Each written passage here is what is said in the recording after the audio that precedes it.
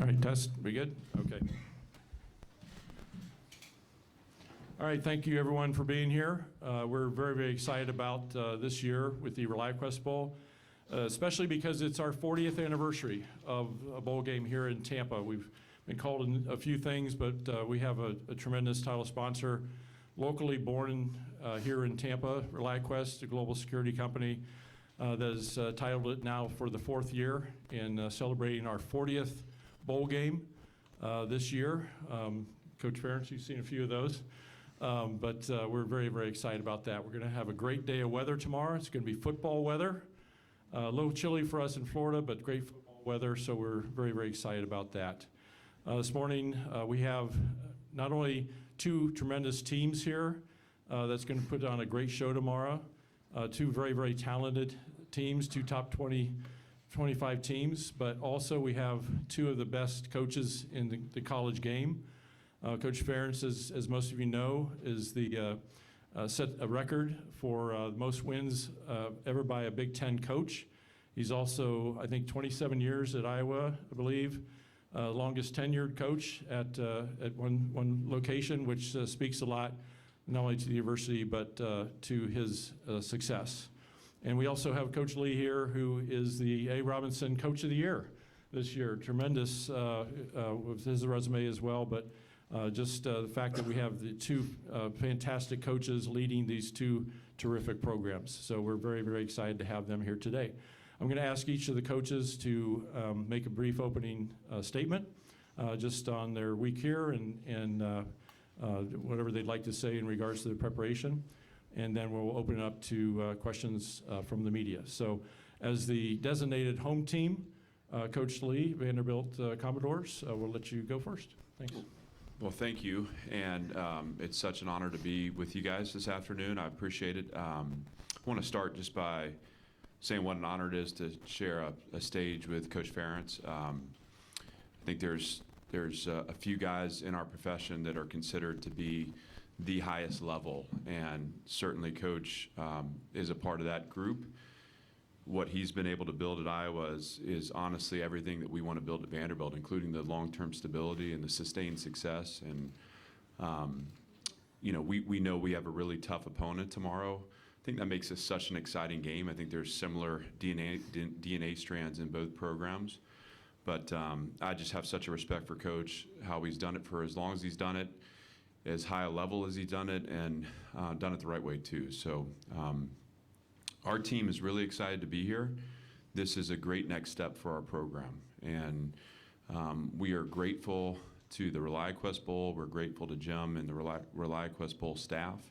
This has been an incredible experience for our team. We talk about relatedness being our edge, which means we create a sense of belonging, a sense of community as a team.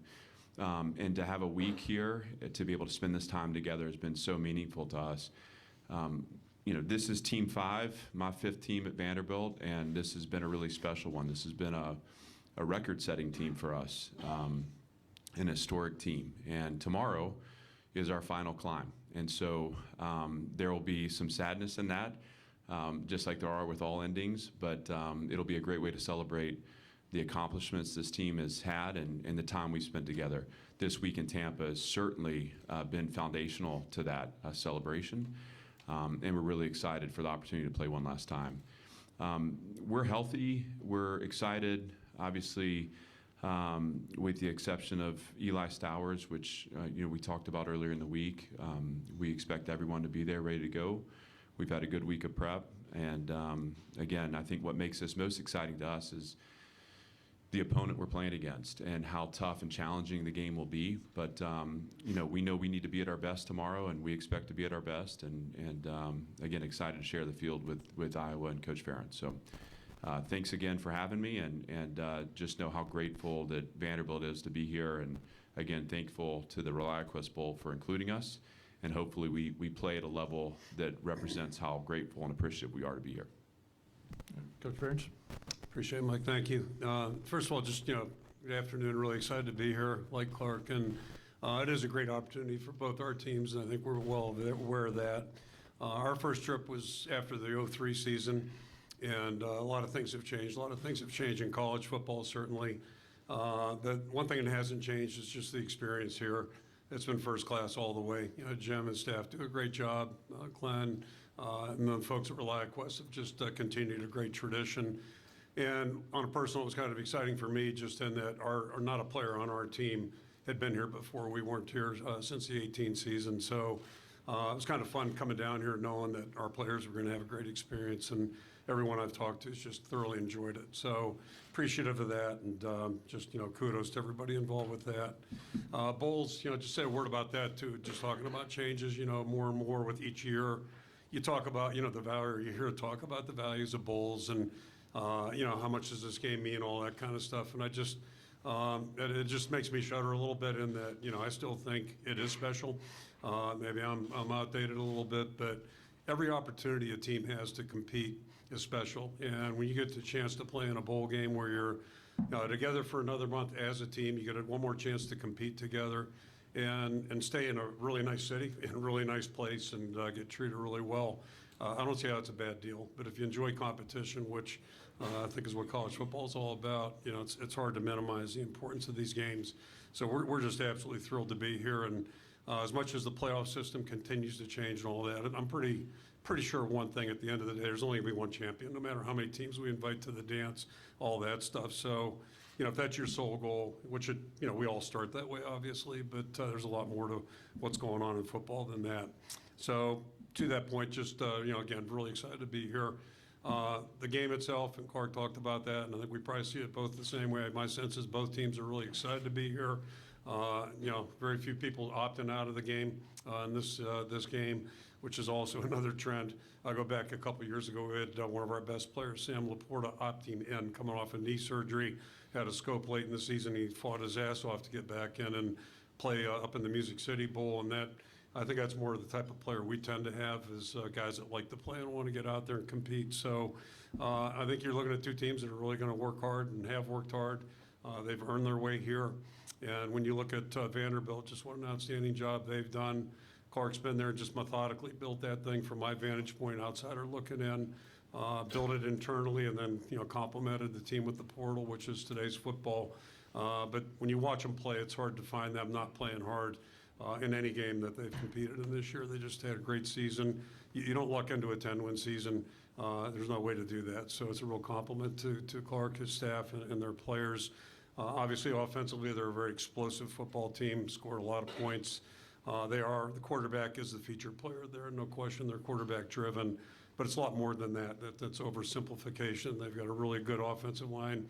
They've got, receivers that are really good. Tight end, I know they lost one, but they've got another guy that's very dangerous and a couple good running backs. So you look at their entire lineup, it's a team effort. It's a team effort by all those guys, and then the quarterback, certainly a wild card.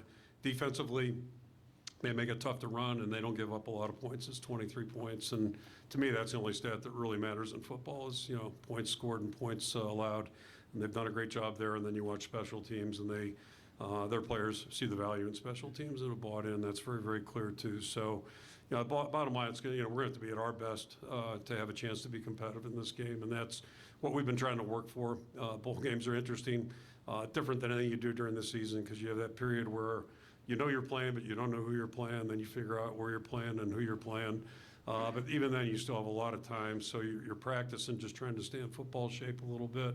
But also, at some point, you turn your attention to the opponent and game prep and those types of things. So it's a long month from that standpoint. And really what it boils down to is once you get to the game week is having the players being able to focus when they need to. And like any game you play any time of the season, first game or last game, it's just respecting the opportunity to compete and then respecting what it takes to be successful. And teams that understand that tend to do better. And certainly our opponent, they've done a great job of that. So, it should be a great game tomorrow. We're looking forward to the challenge, and we'll go from there. And I'll turn it back to you, Mike. Right down here.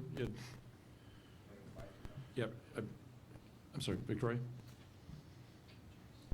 Just raise your hand when you want to ask a question, please. I want to start with Chad Leistico, Des Moines Register. I want to start with Coach Lee. You have a familiarity with Tim Lester. I know you coached with him at Syracuse for 3 years. Probably faced him a lot in practice, I'm guessing. So any good stories about Coach Lester, and how does maybe that familiarity, I don't know, what dynamic does that play in this game, if anything? Oh, I've got a lot of great stories about Timmy, and if you've ever spent much time with him, you know there are a lot of stories there too. Tim's a great guy, great family. That was a fun time for us together in Syracuse. At the time, when Tim took over, honestly, what he was doing with kind of multiple tight ends off the ball, multiple motions, in some ways there are strands of that offense in what we do at Vanderbilt. But it was so cutting edge at the time. One of the most challenging parts was preparing for it in the spring. You're watching Elmhurst College film, which was just a little different, but always creative, outside the box thinker, willing to take risks. It's been fun to watch him, obviously, through his time at Western Michigan, and then the year spent in the NFL I think was really formative. What I see on film now has some of the creative aspects of what I knew him to be at Syracuse, but also you see a real emphasis on the stretch run game, some of those NFL kind of elements that have become to define that game. And this is a world-class person and a really good football mind, and I'm so happy for him and his success. Right here, it's Brian. Kirk, wanted to ask you, I know you're focused on the game tomorrow, but the portal switch comes right after that. How prepared do you guys feel like you are for when that's happening, and the legwork that you guys have done maybe in the last couple of weeks? Yeah, honest answer is who the hell knows, right? I mean, this has been so bizarre. We were, as I mentioned, sequestered to the barracks this past month. So we actually were like football coaches, coaching our players, talking to our players, not running in, running out, and trying to sneak a practice in. So it's been kind of neat that way. December, and we're actually, and I typically after a bowl game, like you heard, a couple of days just to get their acts together and recharge a little bit. But we're gonna have to meet the day after the game, I guess, or day after we travel. So what's that, Friday? Just to kind of get State of the Union, because it changes every day. We have people working on that. I haven't given it a hell of a lot of thought in the last 5 days, so it's just the way it is. But yeah, we'll adjust to it and we'll handle it. We're certainly going to be active in the portal. To what extent? I think what's most important are the guys that we do get. Making sure we get guys that are going to fit in the program and hopefully move us forward. And we've been lucky that way to have some guys join us that have been good additions to our team and help build it and fortify it. And that's, I think, what we're all trying to do. Right down here, Brian. Madison Hertzig, the Cedar Rapids Gazette. Kirk, I want to ask both coaches this, but I'm going to start with you, Kirk. We haven't had a chance to talk to you in person since your offensive line won the Jim Moore Award. What did that mean for that opportunity to happen? And then for Coach Clark, what challenges does this offensive line present beyond just receiving that honor? I'll start with the bad news. The guys told me that historically the teams that win the award play crappy in their postseason game afterwards. So that's a little bit of a challenge for us right now. But hopefully we won't let that affect us. It's kind of like the Heisman. The guy that wins the Heisman a lot of times ends up going on the banquet tour and doesn't show up for the bowl game. That's been a tradition over the years, but it meant a lot. And it's both happiest for our players and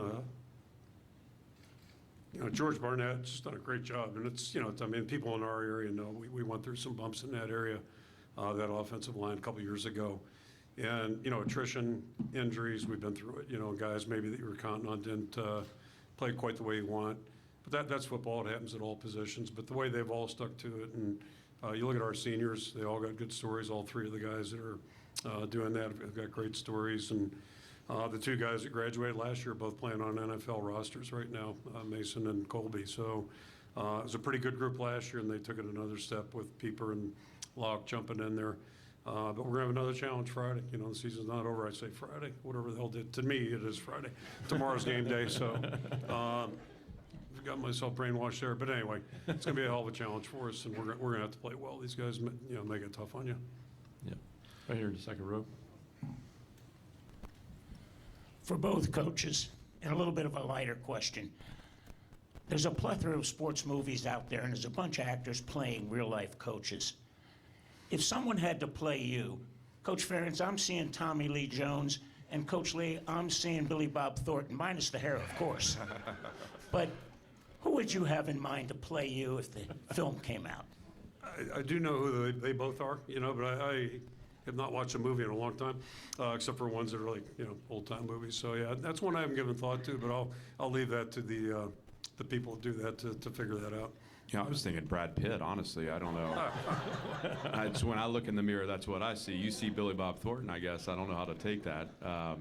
I do want to come back to the offensive line question because I want to be respectful of the second part there. Just to say, it doesn't matter what league you play in, but certainly I believe this to be true in the SEC, and I know it to be true in the Big Ten. You win up front, and you can't expect to play winning football unless you can win on both sides of the line of scrimmage. We always talk about the culture of our program is built in the offensive line room. So even though I'm a defensive coach, the thing I know to be true is our program will go as that offensive line goes. And so to have the chat, first of all, Coach, I appreciate you bringing up the history of the award. I didn't know that. That gives me some hope in the game tomorrow, too. But I expect that offensive line is going to show up and play hard. That's all they've done all year. And what a great honor for that group and a well-deserved honor. And also, too, to know that we have a proud offensive line group, too. And we have a group that really wants to make a statement tomorrow as well. And so I think what makes me most excited about the game tomorrow is the battle in the trenches. And I think you're going to see really a traditional football game played fighting for every blade of grass on that field on both sides. But certainly we see on film and have a ton of respect for the Iowa offensive line and the accomplishments they've had this year. Right here in the middle aisle with the hat. Right there. Yep. Clark, you talked about the longevity of Coach and how you'd like to have that at Vanderbilt. Obviously, when you have success, it gets a lot of attention from other schools. Has it meant something different for you to do what you've done, where you've done it, and be able to do it at your alma mater?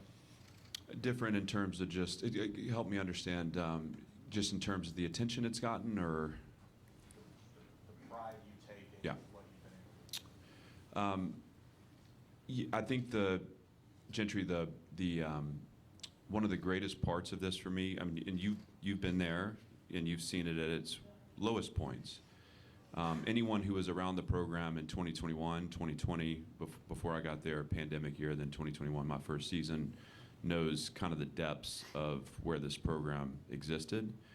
And I think when, I don't know, this is my 5th year. I feel like I've aged 50 during this time. But I'm grateful for the fact that coming into this, I was naive enough to think I was good enough to do it, and so there's this thought process that, I could communicate my way into getting this group of players aligned and on board to play winning football. And what I realized quickly is that maybe I can do it, but I can't do it on my own. It's going to take a lot of people around me supporting the vision for success. Obviously, that starts with the chancellor, Candace Lee. We've talked a lot about her leadership, and then extends every ancillary part of our program that impacts winning. And to have lived through 2-10 seasons with a 5-7 season sandwiched in between, and to recognize the love and investment that we've put into that place. And it still hasn't changed much physically. Obviously, this football stadium feels different now, which is so cool, but this is a human story. It's a story about a group of people that came together, that were willing to see what was possible and willing to bleed into it and work hard for it. And we've lost people along the way, and that's painful too, but I look at it now and say, that's necessary. It has to be about the ones that have the belief. And so you ask about, the sense of pride I have in that. I think I'm so humbled and grateful to have been a part of it, and to realize that there is still room for a team that that puts a fence around the building, ignores the external perception, focuses on the internal investment, and cares about one another. And over time, that can give way to results. And so there's a lot of, I guess, pride in that. I'm grateful to have been a part of it, and I'm excited for this to be the beginning of it. And to your point about Coach's tenure, I mean, I'm excited about what the future can hold for us. But the future won't be there unless we stay true to that DNA, that soul that we have as a program that has allowed us to get to this point. Right here. Yep. Aria Gersmith, the Tennessean. Kirk, what is it about Diego Pavia that you've seen out of him that makes him so special and that will be the most difficult for you all to defend tomorrow? I mean, just a couple obvious things. It just, first of all, when you evaluate a quarterback, in my mind, it's all about, does he lead his team? Does he move the team? And ultimately, you know, put the ball in the end zone or at least help you score points. So, you know, my experience is quarterbacks come in all sizes, shapes. When you coach at Iowa, you coach at Vanderbilt, and I don't want to speak for Clark, you know, maybe your guy's not always going to be 6'4" and run a 4.8 40 or 4.6 40, whatever. We don't get a lot of first-round draft picks at either school, I don't think, but winning quarterbacks are winning quarterbacks. We had a guy, Brad Banks, in 2002 as a first-year starter in college football, ended up being the AP Player of the Year, runner-up to the Heisman, the whole 9 yards, and didn't get drafted in the NFL. He wasn't a prototypical NFL guy. But our team followed him. They believed in him and followed him. So to me, it starts with that. You know, he can do just about anything, you know, and I think he's probably most dangerous. Whatever he's averaging carry, 4.8 or 4.6, whatever it may be, it's respectable. But when he scrambles and pulls it down, that number doubles and then some. So trying to contain him is a challenge, and it just gets down to great team defense. And we've played some good quarterbacks this year. Indiana's guy's pretty good. Oregon's isn't bad, and SC had a guy who was unbelievable too. So it's a challenge because every play the pressure's on. If you make a mistake, it might really cost you, and that's, you know, it's just easier said than done to defend that. Coach Ferentz, On the left. Tom Laberger, Tampa Free Press. You just answered my question to some degree. You know, starting with Fernando Mendoza, Dante Moore, and down from there, you faced a lot of top-shelf quarterbacks this season. Pavia, of course, can hurt you in the run game as well. But what is the challenge if you look specifically at the passing game and him getting the ball downfield against your defense? Yeah, I mean, pick your poison, and he can throw the football.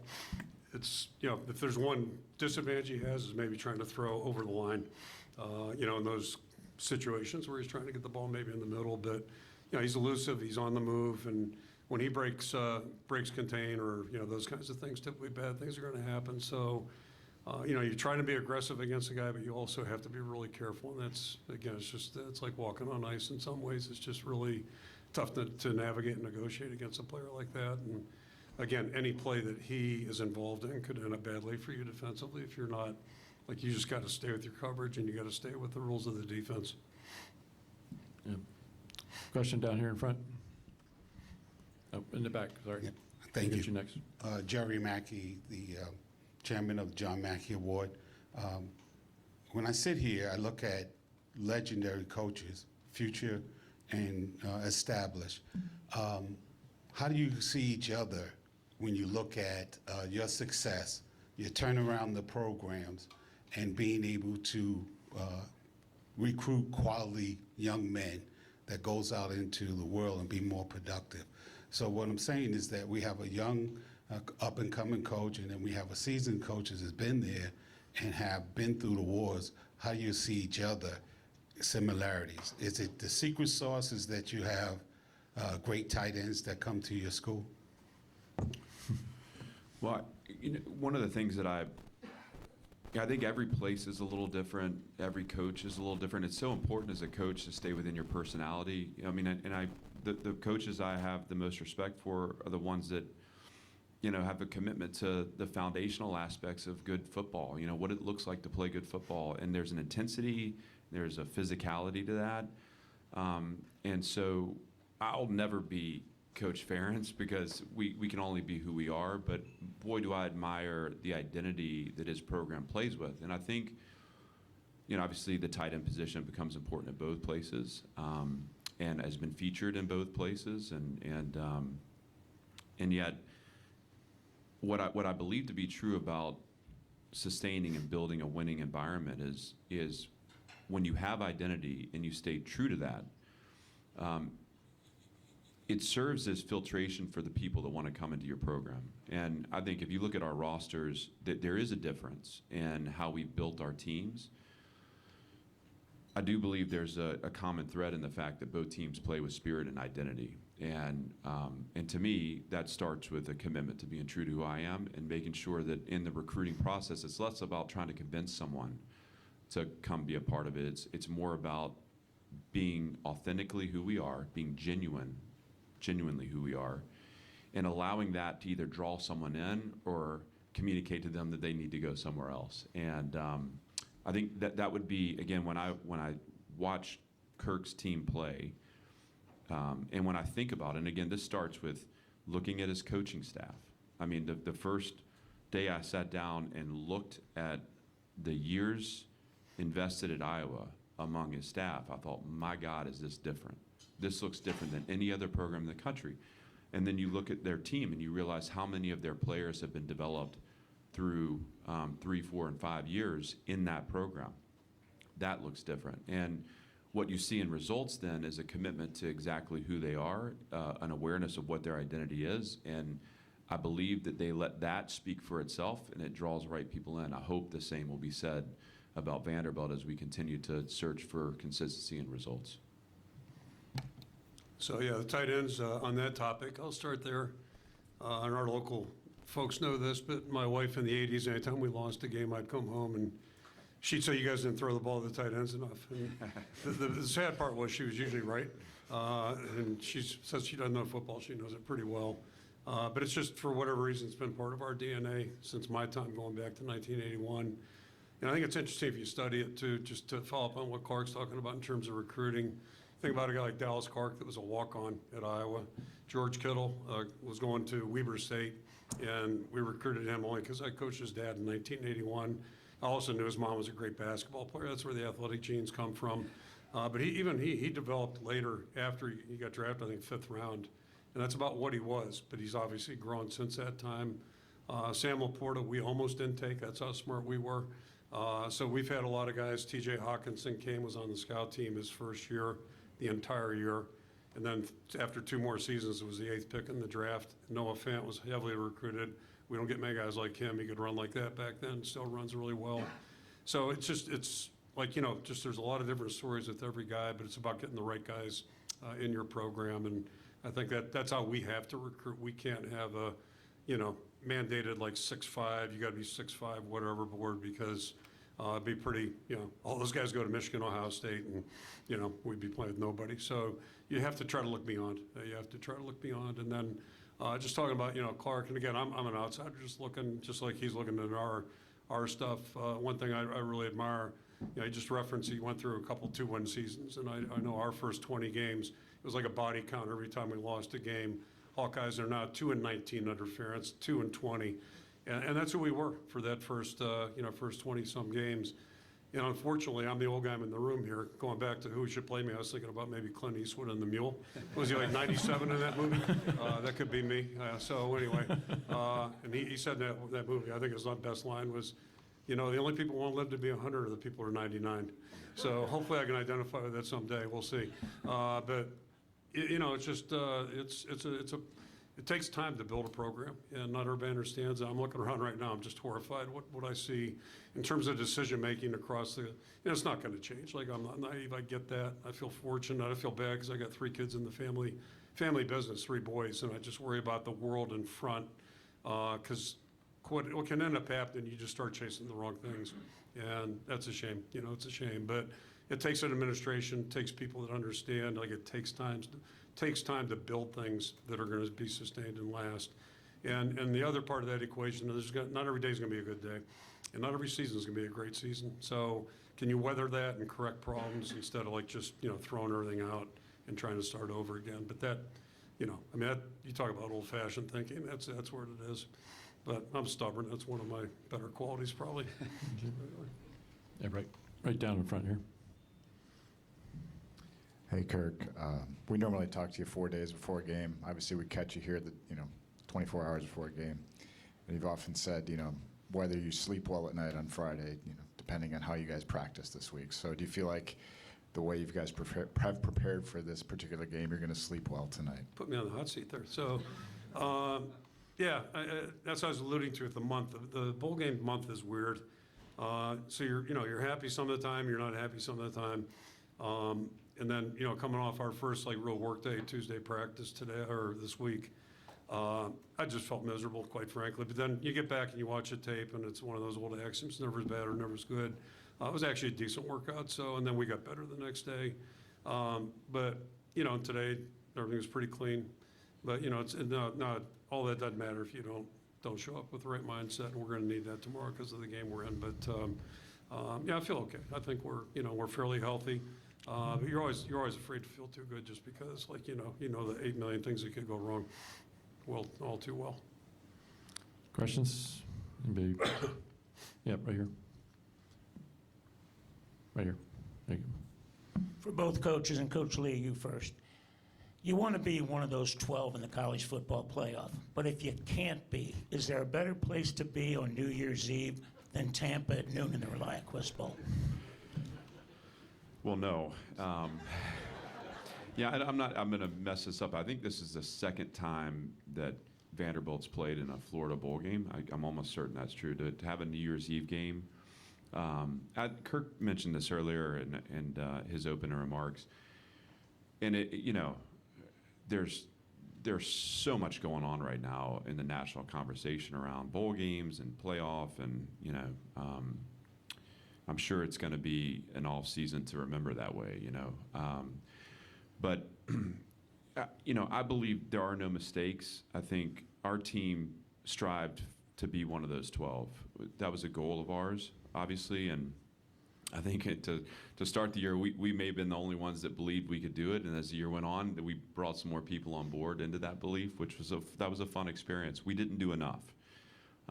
We lost 2 games on the road that we needed to find a way to win, and so there's growth in that for us. But the celebration that was when we found out we were going to be in this game, and honestly too, I fought to be in this game. Anyone that would listen to me, including Jim and I had a call, I fought to be here because I wanted the opportunity for our team to experience the ReliaQuest Bowl. This has been always had such a great respect among my peers for the quality of game, how first class they are in the operation. And I said this to start, it's a great next step for our program to be here, New Year's Eve bowl game in a great city. And the other thing that was so appealing to me about this game was the opponent, because at the time when this was all being settled, it was projected that I was going to be here too. And I just felt like this is what college football is about. And anyone, look, if I wasn't coaching it, I'd be a fan of it. And this is the kind of game that I want to watch. You got an established program that's had decades of success, but plays a certain brand of football, and you have an up-and-comer that is very similar in DNA. And so it's long-winded, but we're very happy to be here. And tomorrow is going to be such a celebration, and the outcome is going to be the outcome. 2 teams are going to fight really hard, but this has been an incredible experience for us, and it's something that we're going to be able to build on as we turn the page and focus on next season. Well, ditto that. It's just Bill Brazier was Coach Fry's longtime defensive coordinator. He had a great saying. He just said, all bowls are good bowls, some are better than others. And, so you want to play in the best possible bowl possible, and just we all have goals at the start of the season to win in our conference championship. But, the reality is not everybody's going to do that. So, you trickle it on down, and you've got a great city. You've got people that are just really understand how to run a great bowl game. And, I've got an extensive history now, 20-plus years. And one thing I really appreciate about Jim and the people that work with him, they listen to what players like and don't like, and they're eager for feedback. And then every year it's a little bit different, but it's really designed well for the players. And you're in a great city. Just everything about it's A+. So we're really, really, and as Clark said, typically you got a good matchup of 2 really good teams, and I think that's the case. And I'm a little biased, but I think this is probably going to be one of the more interesting matchups there is.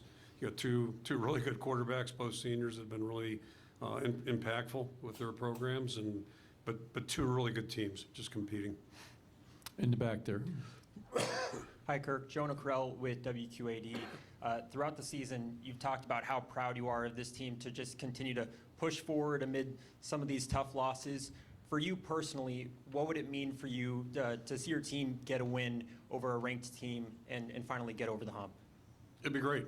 Just kind of, it's just, first of all, there's no bad thing about winning your last game. All right, playing a bowl game and winning is just, it's night and day. And I told our guys at the front end of the month, I've been to a lot of bowl games now in my career. And really what it gets down to is if you win, that's great, and if you lose, it just stinks. You know, it's about as simple as that. My wife pointed that out about 35 years ago. That's just how football is. It's what it boils down to. But it'd be a really fitting end for our team, you know, and I'm not saying we're the most deserving because that's, you know, not accurate, but our guys are deserving. I know Clark feels the same way about his group, and that's because of the way they've approached the season. And I think both these teams have really just, you know, played really well all year long. That's why it'll probably be a really hard-fought contest, and, you know, a lot of variables that go into it. But it'd be really meaningful to win, and just I'd be happy for our seniors. You know, we both have strong senior classes that way too, so you want them to leave on a really positive note. Also in the back there and down below. Colin Crothers, DITV. For Coach Lee, obviously not to dive into the specific X's and O's, but what is it about Iowa's play on the field that makes them so unique from the opponents you've seen throughout the season? Well, it's 3 phases. So you got 3 phases interlock. You got 3 phases of offense, the style of defense, style of special teams. So it's clear that there's a plan to win, and each 3 of the phases are doing their part in that plan to win. The patience they play with, the field position game they play. It's like almost like, you know, the slow constricting that you see like a boa constrictor, just squeezing the field position battle out and then finding ways to shorten the field. And when they get the ball in the red zone offensively, they're among the best in the country. And so it's like very intentional to design that way. And that is, I mean, that's really hard. A lot of times you play teams that have very specific strengths and then also very specific weaknesses. But it seems that the team is designed and the game plan is designed to maximize the strengths and then obviously complement the weak parts.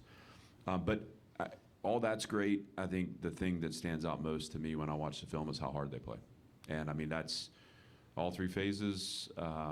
These guys care a lot. I mean, again, I talk identity as a program and those DNA strands that I think are similar. And I hope that when people watch us play, that they see a team that plays hard in all 3 phases. But what I see on Iowa's film is unique. And so you have a really smart design, a really complementary design, and then you have a group of players that really care a lot about what they're playing for. And that shines through when you watch them. All right, thank you very much, coaches. We're going to ask you to stay here for a moment, and we're going to bring up Brian Murphy, the founder and CEO of ReliaQuest, to make some special presentations.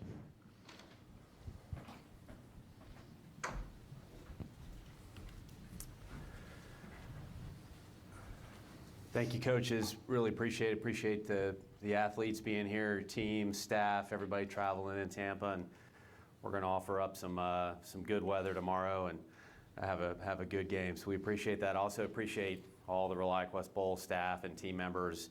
You hear it over and over. What a great week that you put on, great month that you put on from the contract signing through to finish. And as a founder and CEO, really proud to be partnered with this organization. You know, Jim gets a lot of credit for the ReliaQuest Bowl, which is deserving. But really, John is the one that needs to get more credit, his son. You know, I came in here 4 years ago, a rookie. I can talk about cybersecurity in front of a microphone all day long. And John really gave me the tips and tricks to how to be the CEO and the chair of the bowl. So I appreciate John and the role that he plays. It's a family, as we say at ReliaQuest, it's a team sport. It's a family sport there. You know, ReliaQuest, a lot of talk of change in football. I couldn't imagine what the programs are going through and just the timelines move around. And, you know, in cybersecurity and technology, we're going through that change as well. We do all the time, but artificial intelligence is driving a level of change we've never seen before. And when your software runs in every product that you depend on day in and day out, an airline you fly on, and banking app that you use, and your product is the first, second, third, and fourth line of defense against attackers that are leveraging AI, you care a lot about AI. And I'm proud about the investment and innovation that our teams have made to allow us to be one of the leading AI cybersecurity companies in the world. And you know, that's just, for us, it's about doing the simple things savagely well in technology. We're excited. Part of this program, the reason we sponsor this bowl, is to bring awareness of both the opportunity and the importance of cybersecurity, not just to our local community audience, but the television audience. And then we added last year, we will be traveling out to both Iowa and Vanderbilt with our mobile collegiate cybersecurity labs program. And any student at those universities can take part and learn cybersecurity, start to learn how data moves around a network, whether they're interested in the field or just interested in learning more. It was very successful last year. Look forward to coming out to both your campus and starting to spread that awareness. And I say it every year, but don't click on anything you don't trust. That's my cybersecurity advice that I give you here.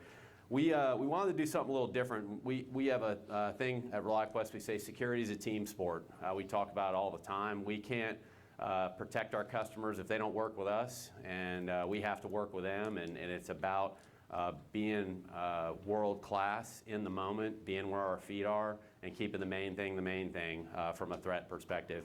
And so when we thought about sponsoring the bowl game, it was important for us to pass a little bit of our identity on into this program. We created the Make It Possible Award, and we say our job at ReliaQuest is to make security possible. It doesn't matter how hard it is, we're here to do hard things.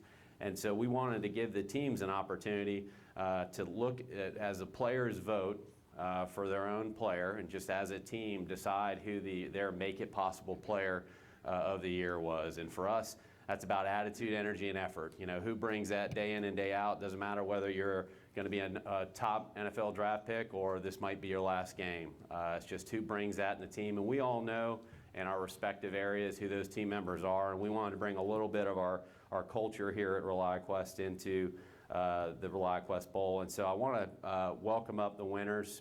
First, join me in congratulating our Make It Possible Award recipient from Iowa, tight end. We're hearing a lot about tight ends today. Tight end, Hayden Large.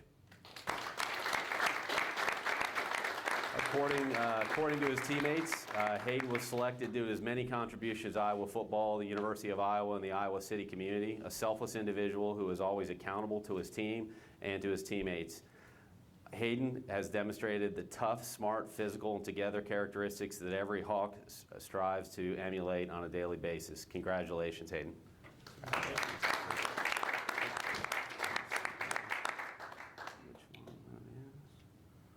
think they're both the same here. This is John. We're going to need a refresh on how to do this for next year. Yeah, appreciate it. Thanks. We'll get some pictures here.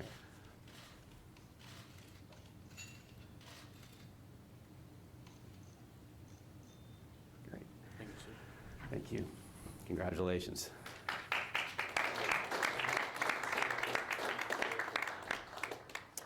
Next, join me in congratulating our Make It Possible Award recipient from Vanderbilt, cornerback Mustafa Dinet. According to his teammates, Mustafa is the definition of making it possible. His infectious personality and energy set the tone for the Vanderbilt program. He shows up with purpose, effort, and unselfish mindset that makes everyone around him better. The fact that his hometown celebrates Mustafa Day speaks volumes about the impact he has on people, and it's the same impact he has in the locker room. He does the things that don't always get noticed outside the building, but they're essential to our success. Congratulations, Mustafa. Congratulations.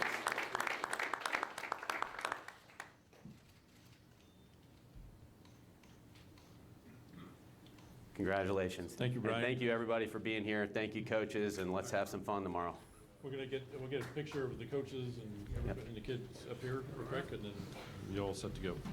Thank you very much.